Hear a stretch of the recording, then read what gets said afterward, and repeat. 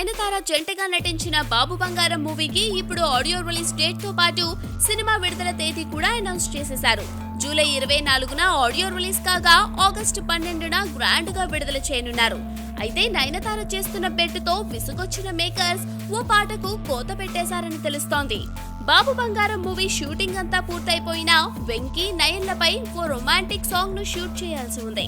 నయనతార కేటాయించిన డేట్స్ అన్ని అయిపోయినా పాట మాత్రం కంప్లీట్ కాలేదు.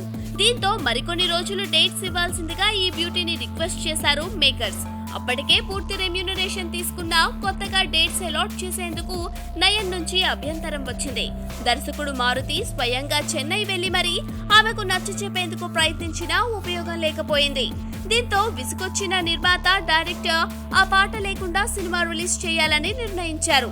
మరో వారంలో విడుదల చేయనున్న ఆడియోలో ఈ పాట వినిపించినా సినిమాలో మాత్రం కనిపించదని తెలుస్తోంది. వెంకీ నయన్ మధ్య డ్యూయట్ లేకుండానే బాబు బంగారం సినిమా చూడాలన్నమాట.